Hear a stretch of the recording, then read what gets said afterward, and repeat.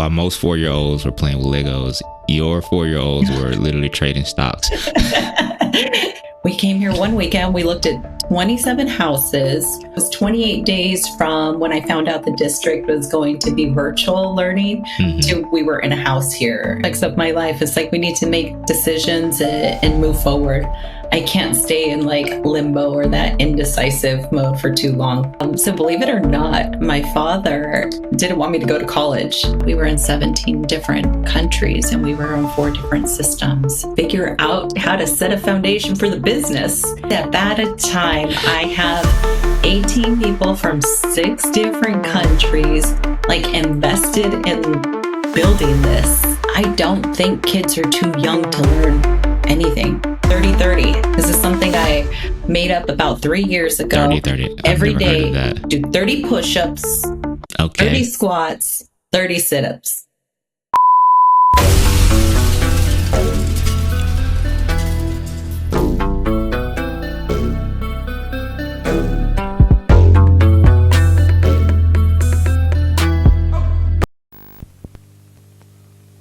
All right. Hi, my name is Vanessa Gutierrez. I am in Austin, Texas now, relocated from Northern California, COVID move, to actually get my kids on campus. My kids are right now 13 and 14. And before we jump into the professional, personally, I love to talk about generational wealth, personal investing, as well as Web3 technology and physical fitness. Those are all really important. And then when it comes to my professional life, I have been working in HR operations for nearly 20 years, and I work on the technology side. So lots of systems, implementations, integrations, and automation. So that's where my operational mindset comes in. So, Vanessa, what's up? How are you doing? I'm doing well, trying to keep my head afloat. Lots of projects going on. And I know they say you got to focus on one, but there's just too many things that I want to do. Sometimes it's hard, right? Like when you have so many ideas that you know that you can do, it's like, how do you just pick one? Yeah, how do you pick one? And, you're capable of doing them all. Or possibly leading them all. That's one of the things I'm learning on this journey is that it's okay to ask for help. There are people out there that want to help. So that's what I'm learning on this journey where I'm just like scattered and want to do so many things. Nice. So first of all, what made you want to move to Austin? Oh, that wasn't in the plans at all. But what made the move was COVID. I think lots of people from East Coast and West Coast ended up migrating here to Austin. But I have 2 kids that were in elementary school at the time, and they were going to do virtual again, into the following year. And I said, oh no, this is not going to work. I'm not a teacher. We're all losing our minds here. So I was looking for different states to go into with like the lowest COVID numbers. And my husband said, let's go to Austin. And I said, okay, we'll go there one weekend. We came here one weekend. We looked at 27 houses. We didn't find one. We went back to Northern California. I gave a 30-day notice. And my mother-in-law was like, oh, did you find a place? I said, no, but we're moving. So I had a real estate agent here in Austin give me a walkthrough on a couple houses, signed a lease, and moved out here. So it was 28 days from when I found out the district was going to be virtual learning to we were in a house here in Austin. So that was the move. And it's been good so far. Just the network that I've been able to build up and the education, the school has been good as well. Yeah, that was the move. That's wild. Yeah. 27, 28 days, and you had 2 kids, 2 small kids. Yeah. Right? Yeah, I think they were 8 and 9 then. Yeah. That's a quick move. Some people, they take like a whole year to plan their move. You did it in 28 days with 2 kids, a husband, a family. Yeah, I think that's I don't know, in so many aspects of my life, it's like we need to make decisions and move forward. I can't stay in like limbo or that indecisive mode for too long. Yeah, it stresses me out. Where are you originally from? I'm originally from Northern California, and my father came from Mexico, and my mother was born in Southern California. And I think this is telling to like why I think the way I do now and the things I do. So believe it or not, my father didn't want me to go to college. Really? Yeah. It's like the opposite of what my parents said. I know you think those are stories from way, way back, but no, that happened to me. My father said, no, you're a woman. You don't need to go to college. And I still sent out applications and I got acceptance letters. And he was like, well, I'm not paying for that. And my parents have a business, so that's been successful. They never went to college. I didn't know about scholarships or financial aid. So it was one of those things, well, darn, he's not going to pay for it, so I'm not going to go. But I still ended up going to junior college, and that's where I started off, and then ended up doing the transferring, and it all worked out. And not too long ago, my mother was saying, I don't know how you did that or what possessed you to just go against everything he said, but you just did it. And yeah, it's so, I think that goes in line with a lot of things I do in life and with my children, with my family. You just packed up and moved to Austin. Yes, lots of stuff. That's it. You know what? As we're talking, that's not the first time it happened. Was this back in 2021 when Elon Musk was tweeted about I'm building out Starbase, moved to Brownsville or Boca Chica area to start because he's building Starbase. I saw that tweet on a Tuesday. The tweet went out on Tuesday. I saw it on Wednesday and I was like, oh my God, I missed out. Because you know how Elon has his cult. So, but I still ended up calling a real estate broker down there. He gave me a list of homes on the market on Thursday. Friday, he gave me one tour, a virtual tour of a home. And Saturday, we were putting together the offer. And Sunday, I called him and I said, what are the sellers saying? Mind you, I had never purchased a home before, but I said, tell them if they don't take my money, I'm taking it elsewhere. And Monday, I was like, all right, we're doing this. So that moved really fast. And I did a lease back to the owners. And I've seen that property once. Just to collect the keys. That's wow. But that's, I guess, how I move. And it's been a good investment so far. And yeah, just move on opportunities when they're there. They're not all going to work out. Not all your investments will, but you need to take those risks, right? Yeah, that's what I keep hearing anyway. People, they say move fast.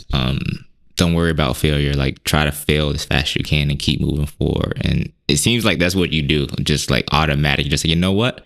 I'm just going to go for it. If it works, it doesn't work.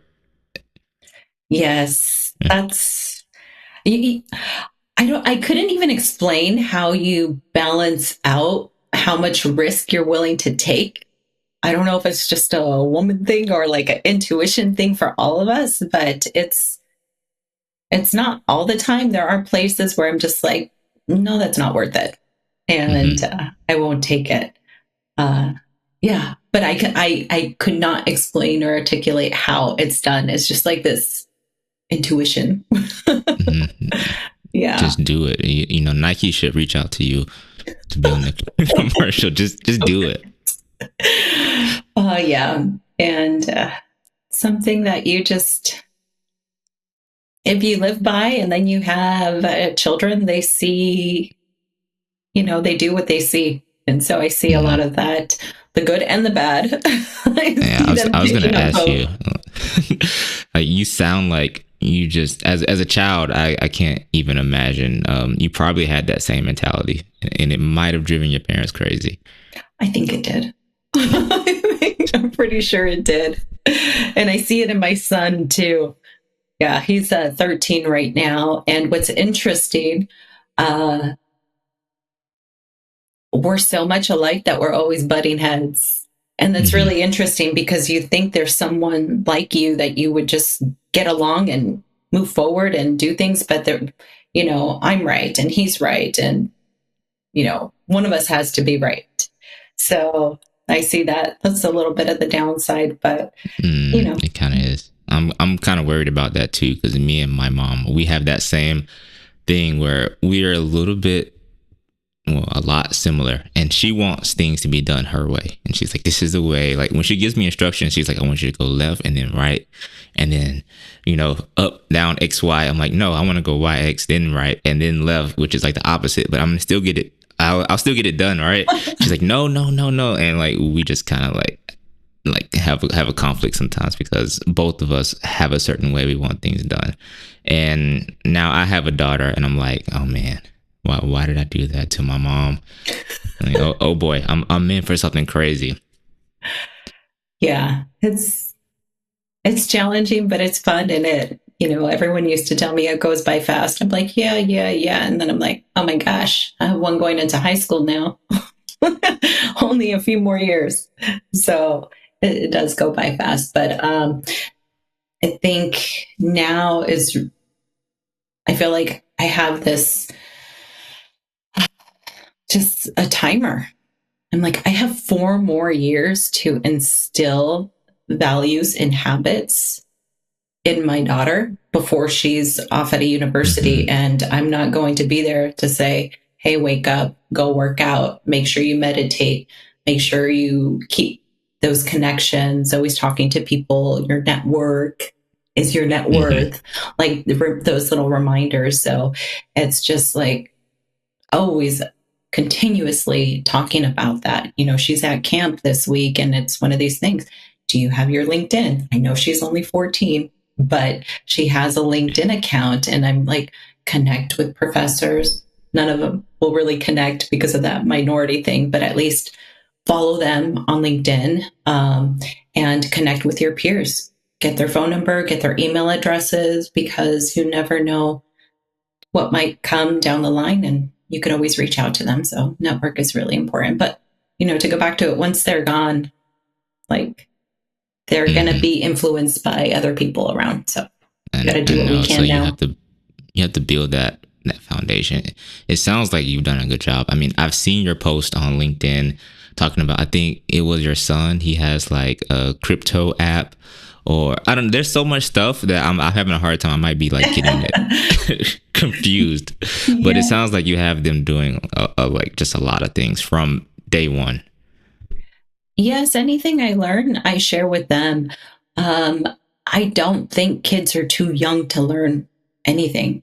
I mean, even when they're young, they're infants, they're toddlers, they hear and they see everything around. So I think it's very critical to draw them into the conversations. Um, I mean, when we're talking about finances or sitting down to create a trust, I have them in the room. I have them listen to the conversations that are happening, because it's life, it's knowledge, and you don't know what you don't know. If you're not in that Hmm. room, if you're not in those places, you don't know what questions to ask or how to prepare your future. So Hmm. it's important So to have true. them in the room. When did you start? At what age? And what was the first thing that you had them do? Um, so many different facets. I don't know if we want to jump into all of them, but um, when it comes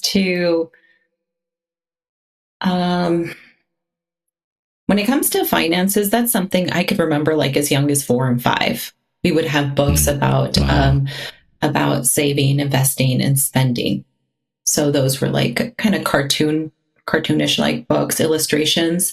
We would read those, we would talk about it, and we would also show them our accounts, how money goes up, how money goes down, and compound interest. And they also have their own accounts too. So we check those on a cadence with them. I think when they were younger, we'd look at them once a month. They're Hmm. just curious. They would look at probably the colors and ask about, why is that red or that's green, and how much money do I have? And that's where it started. Now, as they're older, I mean, they know debits and credits. They have brokerage accounts. They know they have the 529 accounts, but they also own crypto as well. So um, they're always surprised when their peers don't have any brokerage accounts or they don't own any stocks. They're taken back by it. And I said, it's just because they're not surrounded by adults that give them that information. So, it's not just knowledge that you need to have, but you also need to use it. So when they are like gifted money or they earn money, like, what do you want to do with it? And early on, they used to say save, but now they say invest. So I'm like, yes, it's getting through to them. All this talking paid off. Yeah, that's so like while most 4-year-olds were playing with Legos, your 4-year-olds were literally trading stocks. They were playing with Legos and they're still playing with Legos. They're still playing with Legos. Yeah, but those things are really important for them to know. Mm-hmm. Yeah, really important for them to know. And whether or not they use it, it's one thing. My daughter, on one side, they say girls mature a lot faster. So she takes in everything. This last week, before camp, she was like, I want to create an AI influencer. So she went it upon herself. She tested a bunch of different sites. And what I do is like go into these free trials. So she went into her free trial. She created a character, but this could go into a long story, but I think critical thinking is a huge part of this too, because in the platform that she created the character, she wasn't able to get it to do a couple things that she wanted it to do. I think she wanted the character to hold a boba tea, and it just wasn't working. So they've been using ChatGPT and Midjourney for, I don't know, maybe a year and a half now. So she got a screenshot of the character that she created. It wasn't just a character that she got off the shelf on the platform. She had to give it, the look and the bill and the eyes, the face shape, all of that. And she didn't want to change from that. So she dropped it into one platform, and it was a completely different person. But then she ended up putting into ChatGPT, and she just came running looking for me. She's like, look, she had gotten an image of a beach, gotten an image of boba, gotten the image of her character, and prompted it exactly what she needed to. So now her character had a boba on the beach. But this goes back to the whole critical thinking part of it, right? And this is something that I think we're losing because of technology. I've seen it in myself as well. I'm getting sloppy when it comes to like simple as typing. But the fact that she just didn't give up because the platform wasn't giving her the results, but trying things in different places and, adding the background and adding this. And then from there, she ended up putting it in Sora so that now there was actual animation with the character lifting up the boba and drinking the boba from the straw. So it's really cool. And on the other hand, my son just likes to build in, Minecraft and Roblox. So I'm like, okay, well, I guess he's building. Yeah. Still though, that's like pretty amazing, honestly. Like your kids, they're not even 18 yet, I'm assuming. 13, 14. And they have crypto accounts, they have stocks since they were, almost toddlers. They're doing AI development, and I believe they're bilingual as well. They understand it, they don't speak it. And I wish I would have done things differently.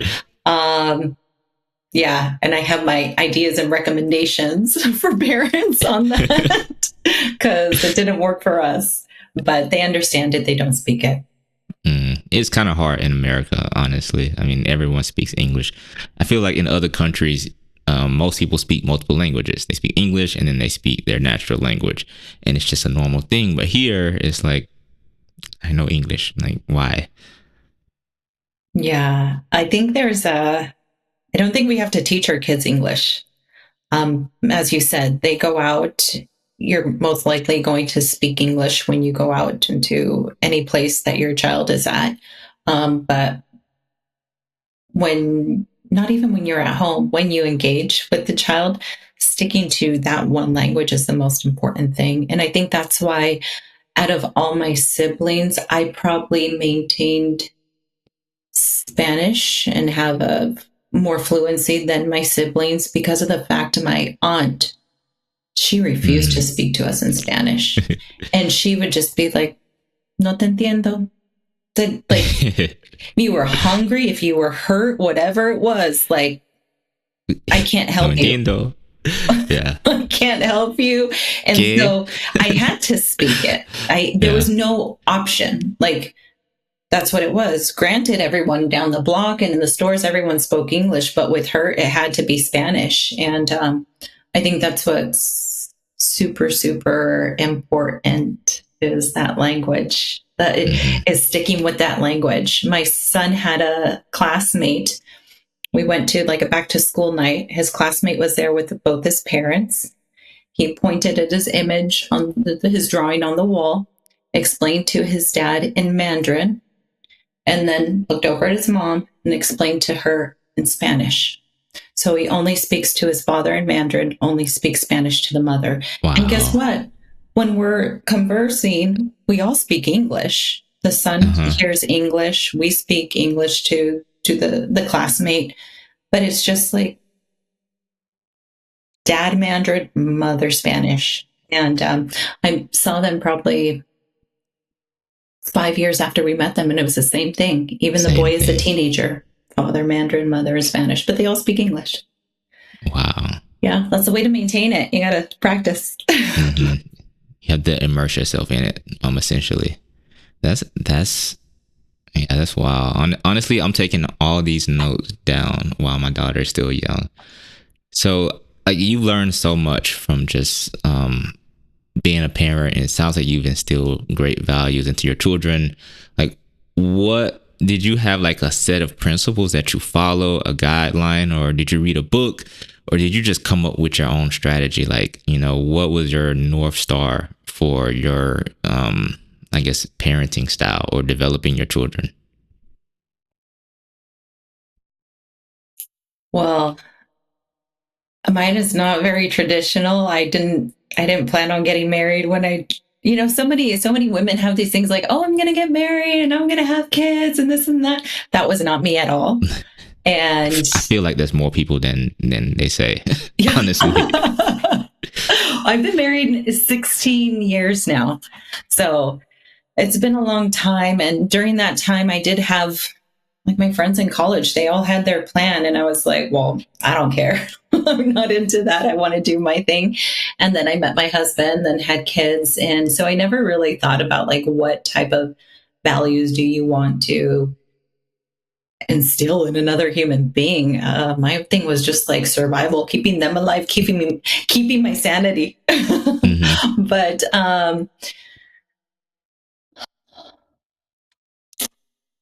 looking back, I think the first thing is health, like what they eat. I had never been really conscious about like what I consume. But when, they started eating solid food, that's something that is like reading labels for their safety, right? Or how do you want to for them to grow? So, with kids, health became a priority. Health, and then also education. You want to learn different language. You want to learn different instruments. You want to expose yourself or them to different things. And I think that was helpful for me growing up as well. Is actually, I remember my parents just shipping us off to Mexico for the summers. and same with my grandfather. And it was a whole other world, but it was one of these things where it was nothing like the US and we had to figure things out. And it was so much fun. It was so much fun. I think I got sent to Mexico for punishment one time. I was like, okay, I don't care. This is great. For punishment. That's a vacation right there. Oh, yeah. I mean, we were with family and there's lots of community there. But going back to your question, it was about with the kids. Yeah, learning new things, being exposed to different new things, language. And this is what I tell them. You always have to be the most prepared. You're not going to Mm, be the best looking. You're not going to be the smartest. You're not going to be the fastest, but you have to be the most prepared. You need to be able to hold your own in whatever situation you're in. So reading is really important. In the past year, I got them journals. I think it's really important to write. And I think technology is changing that for us. yeah, My daughter big time. reads a lot, and she could read, high level books too, and she understands the meaning of words, but she has a hard time spelling, which blows my mind. And really, I see how things are so interconnected. So, Mm-hmm. journaling has been something really important for me to add into their daily life. Yeah, Mm. journaling is so important. And this is, I don't know if this how other people will take this, but they do 30, 30, 30. This is something I made up about 3 years 30, ago. 30. I've Every never heard of day, that. do 30 push-ups, 30 Okay. squats, 30 sit-ups. It all compounds. I like that. It all compounds. So it's good. I think it's paid off. My son will do it, but he complains every time he does it. My daughter does it, and during the summer, she goes to the gym every day. So I'm like, oh my god, this has worked. Like she's proactive and she goes. So that's fitness, right? Because you could be the smartest, you could have all the money in the world, but it doesn't matter if you don't take care of your health, your body, your mind. Your mind is so important. Need to guard those thoughts that go in and guard your energy. Super Mm-hmm. important. Mm-hmm. Yeah. I need to make like a poster and put that like on the poster. I'm gonna show it, like put it in the kitchen or something.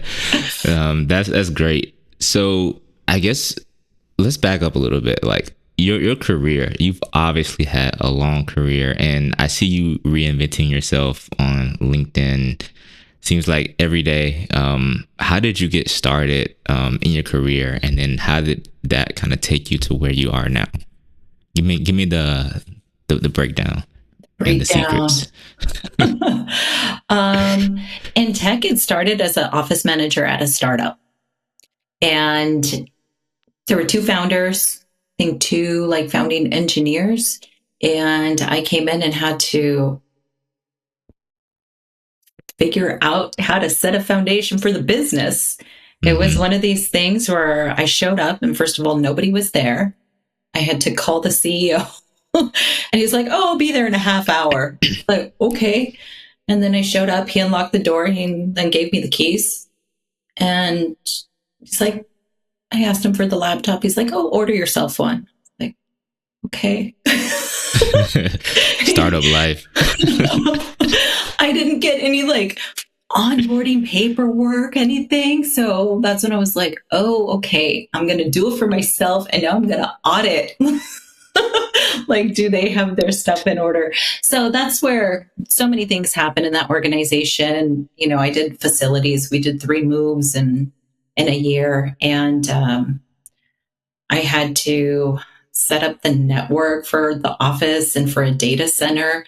I think I've had really great leaders along the way because they entrusted me to do things I had never done before. And yeah, I remember one instance where there was a vendor who I was communicating with on behalf of the CEO.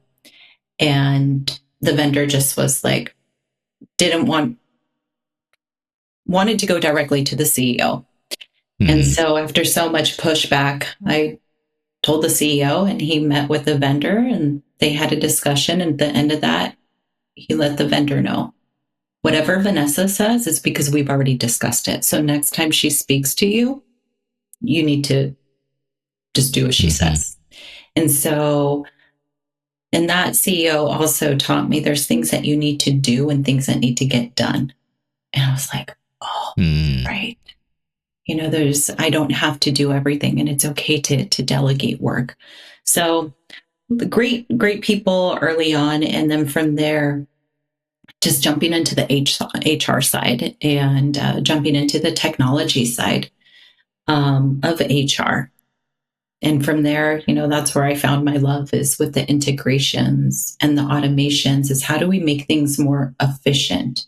And sometimes, I think efficient is like another word for how do you do more with less. And so that is what I've been doing in all these is startups, is how do we make our processes run as smoothly as possible with what we have. So that has been my love so far. The last company I was at, we were in 17 different countries and we were on 4 different systems. And my objective going into this organization is to unify all the systems and make us essentially one company. And those are the things I love to do.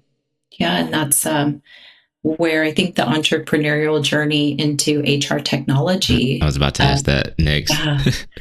That's where it came into. I think we're in an era where we have lots of technology that makes it possible for anyone to build and come up with solutions. And, after nearly 20 years in HR, I hit the same problem all the time.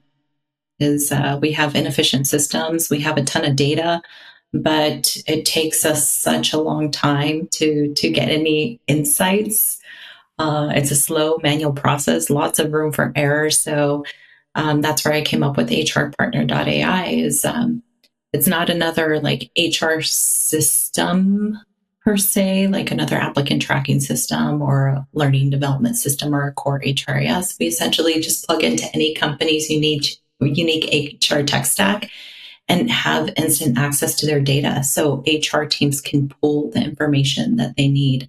So there's lots of people building for HR that don't know the intricacies or our pain points. And they continue to do that now with this new technology. So I'm a big proponent of practitioners, whether it's HR, marketing, sales, whatever you've been doing, it's our time to start building. So, yeah. How did you build that? I kind of already know a little bit the backstory, but it's still pretty crazy. I mean, your background isn't in software engineering. You just, like everything you do, you just did it one day. Trial and error, lots of reading, lots of research, and partnering with the right people who, have strengths in different areas as well. And I think many people go into building stuff. Yes, I have a problem to solve, but they don't really look into it. And I think that's why we have crummy HR technology. But being able to speak with other HR professionals to validate that, yes, this is a problem for HR practitioners, not just like a problem I've had in my years as a practitioner, validating that and then working with HR professionals to, doing the discovery calls on there and having them test out what we have. That has been inspiring, but also has kind of turned into different things. So now I start building different tools because I know that this area of compliance has been a problem for us, or even on a bigger scale is building alone. Building alone is, I think it's slower and it's lonely. So now I'm building a community, AI for HR community, where we're bringing together HR practitioners, not people who sell HR technology or anything like that, people who actually have worked in HR. So we can learn how so we could explore and learn how to use AI specifically for HR.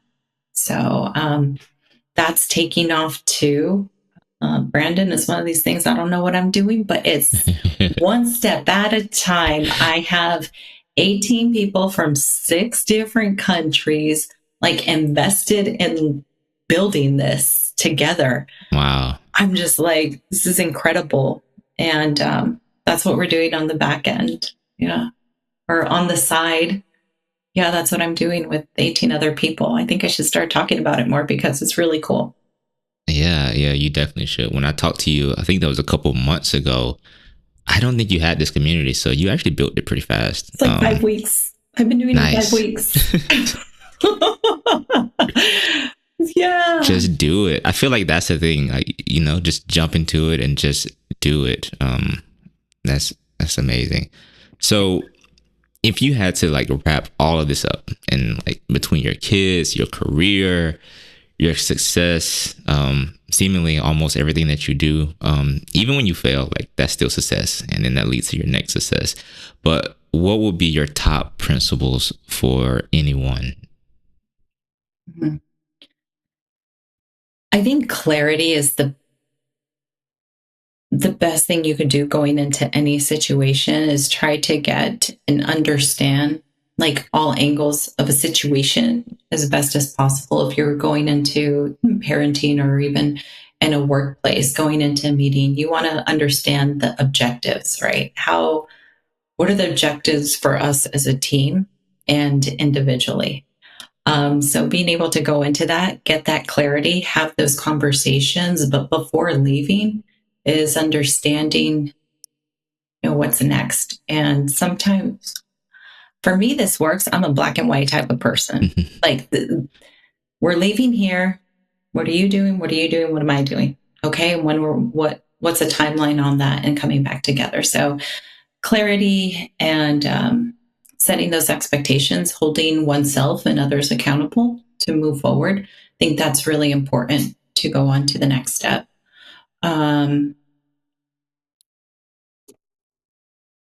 Personally, you had mentioned meditation. I think physical fitness is super important because when you're not feeling well, I mean, how do you work on your entrepreneurial projects? It's difficult to do that. So physical fitness is important, and that also entails, your eating habits that goes in there. Um, and I think transparency. This is really important in communication with everyone. When you try to like gatekeep information, things move slower. So be transparent, be upfront, so that you can move along faster. Um, those are really important things, and I always try to help people too. One thing I keep in mind is our we only know what we know, how we were brought up, the people who raised us, and that's how we determine what's right or what's wrong. But we need to step outside of that and realize that everyone's perception of right or wrong is based on, their experience. So taking a step back to try to understand other people, I think that's critical. That is very, very important to know. And I guess I'll leave you with what I tell my kids every day when I drop them off at school is strive for excellence, make good decisions, and guard your reputation. Yeah. Those first two, strive for excellence and make good decisions, that's been through elementary school. And like when it came to 8th grade, that's when I added make good decisions. So those are all very important. Yeah. Amazing. Yeah. Well, yeah, thanks for joining us and thanks for sharing all your knowledge and wisdom. I definitely have some things that I'm going to take with me and also write down in my little one's journal for when she can read later. But where can we find you? Where can everyone, find HR Pro? Where can they connect with you? Just give us all the plugs. Yeah, well, I'm on LinkedIn, and the end of the handle is Vanessa, your HR partner. That's where you can find me and follow me on LinkedIn. My entrepreneurial journey is on there. HRpartner.ai is the technology that we're building for HR professionals. They could go check that out. And I also offer fractional HR services. It's more like your C-level fractional HR executive that comes in with tech knowledge and AI knowledge as well. Nice. Yeah. All right. Well, hopefully next time I'm in Austin, we have to connect in person. Oh, we will. We will. Definitely. Thanks for your time, Brandon. I appreciate it. Yep. Same to you and everyone. Thanks for tuning in, and I'll see you guys on the next one. Yes.